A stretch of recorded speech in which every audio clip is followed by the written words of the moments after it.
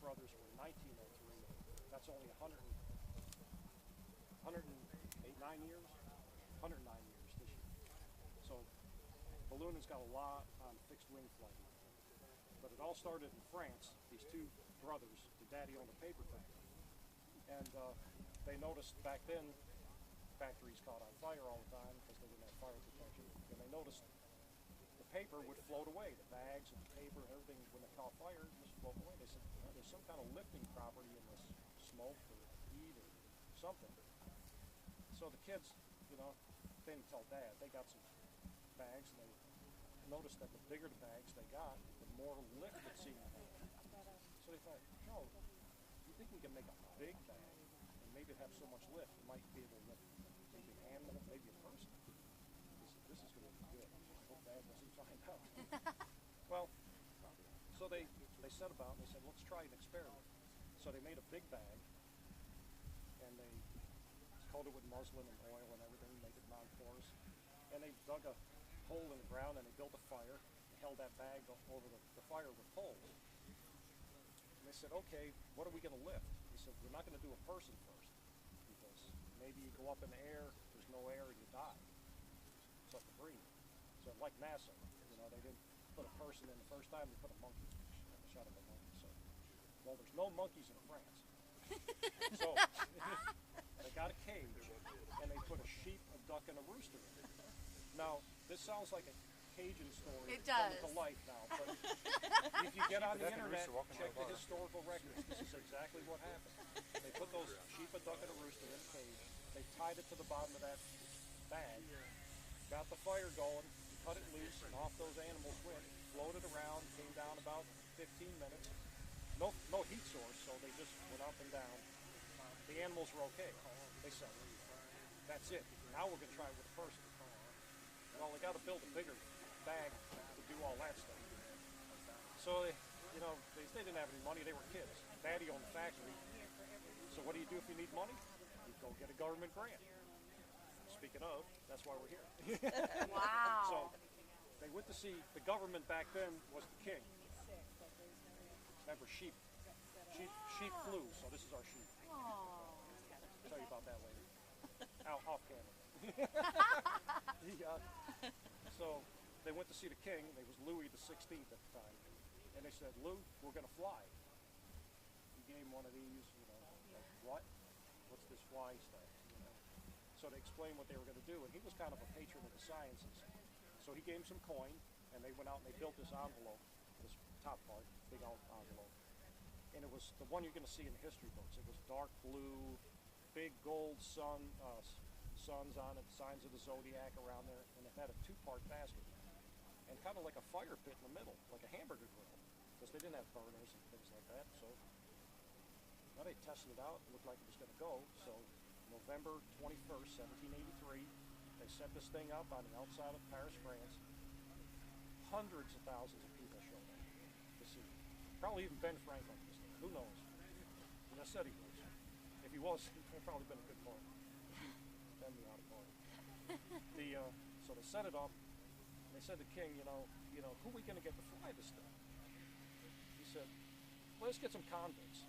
Then if something happens, who cares? The kings are smart. That's why they're kings. Louis said, boys, what if it is a successful flight? We can't have the history books say, convicts, first people to fly. He said, he put the Quahitas on that right away. So they said, we got to have aristocrats fly. So he said, tell you what, I got an aristocrat buddy. He said, it's kind of dim. He said, he'll think it's an honor. So they asked this guy, his name was Clotilde de Rosier. He was kind of dim, so he said, they'll do it. So he showed up that day, jumped in the basket. Couldn't find any other aristocrat that would do the jump in.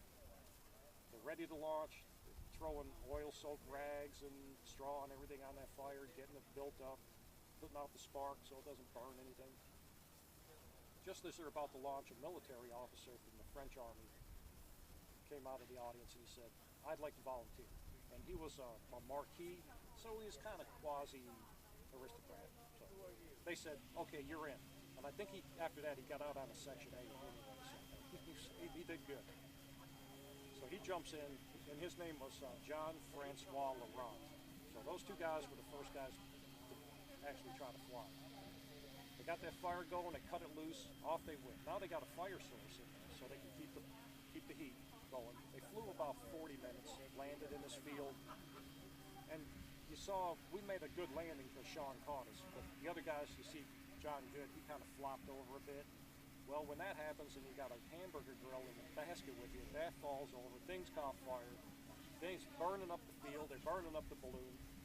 The guys jump out, they're hugging each other. Thank goodness we're back on the ground because they didn't know what the hell was going on. Here come all these landowners out of the woods, and they got axes and sights and hatchets, and they hacked the balloon to pieces. I said, what's going on? Here the people thought it was a monster. They never seen anything like it. It was burnt up and everything at the time. They couldn't see all this ornate stuff on it. They thought they were saving these guys from this, whatever was, this thing was attacking them in the field. So they need the bubbles now. The French, being a very astute culture, they thought, you know, every time we fly and the landowner comes out and he's mad because we spooked his cattle or we tore up some of his crops and he hacks the balloon to pieces, it is going to be a very, very expensive sport. So he says, here's what we'll do. I don't know who came up with the idea, probably some boozer. He said, here we'll carry some wine or some champagne with us because we got a lot of that in France. And every time we land and the landowner's mad, we'll just whip out the bottle and we'll say, hey, Vive la France, have a drink. And you know, after 2 drinks with anybody, they're your buddy, you know, forever. So, and it's worked for 229 years. French people did. That's pretty smart of them. And, you know, the landowner was pretty good today. He's spraying us with pesticides, but other than that, it was a pretty good flight, and we didn't do anything bad, so we are going to drink this ourselves. Comes cork. Ready? Might come out for 10.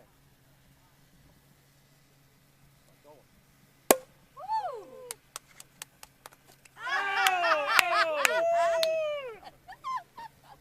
Almost. I'm going to play for the Saints. I've seen him drop them like that. Yeah. All right, last week Mike, for you're sure. charged with the... Mike, you Yeah. want to pour? Thank you. Okay. I'll pour. He's Oh, you going to want make pour? the You're gonna make balloon. Okay. There you go. Thank you, Lynn. You have everything? Okay. She does have her Okay. balloon souvenir. Back to the story while we're preparing. Get out of your The way. So here are the Frenchies flying all around the countryside. Afterwards, they've drinking a lot. Who gets wind of it but the Irish? They said, do you hear about those Frenchies? After that balloon, they drink, and they drink a lot. Well, it's okay, because, you know, look at even that little flight. They said, we got to break in on that ballooning sport so we can drink with the Frenchies. And we get some of that booze, maybe free booze, which is the best booze. I said, okay, how are we going to do this? How are we going to break in on this sport? I said, what are we good at? Irish. Well, we're good at drinking. We're good at fighting. But very, very religious. Very religious. Drunk or sober, they're going to church, God blessing everybody. You know, so, they said, that's what we'll do. We'll come up with a prayer, and we'll call it the Balloonist Prayer. And every time the Frenchies fly, and they start drinking, we'll come up and say the prayer. They'll be so impressed, they'll invite us to drink with them for free. So, every time we fly now, we have a little touch of the grape. You have one for the victim. I'm sorry. Don't touch it. Don't touch it. Don't touch it yet. You're not allowed to drink it yet. Oh, it's bad Till he luck. tells you. Bad Okay. luck if you touch it. Okay. Okay. So we have a little grape, and in case there's any Irish in the crowd, we say the prayer, and the prayer goes like this: the winds have welcomed you with softness. The sun has blessed you with his warm hands. You have flown so high and so well that God has joined you in your laughter, and he has set you gently back again into the loving arms of Mother Earth. Salute. Salute. And welcome Touch your to cup. ballooning. Don't touch your cup. That's why I put this towel on. I'll show you how to do it. Remember back in the sorority. Yeah. Okay. Cup down here. Use your hands for balance. Oh no. Reach down. Cannonball that back. Really? Yeah. Oh And no. That's part these of it. guys have all. I've done it. Done it. Oh, God. I did it. It All was of us bad. have done it. This I cannot did go it. on the show. This is not going on the show. You can Yeah, film it it, is. but this is not going in the show. Do you understand? Yeah, it is. I'm gonna say 1, 2, 3, soft landings, and we'll knock them down. Okay. Ready? 1, 2, 3, soft landing. Got water. Wow. You got water. That's awesome. Water instead of the champagne that And we now- normally Thank pour you. over the person. You did well, and now you But are you a had to balloonist. be wet. Wow. You are part of the ballooning world. And now you know what the Thank you. You don't have a pen? Oh.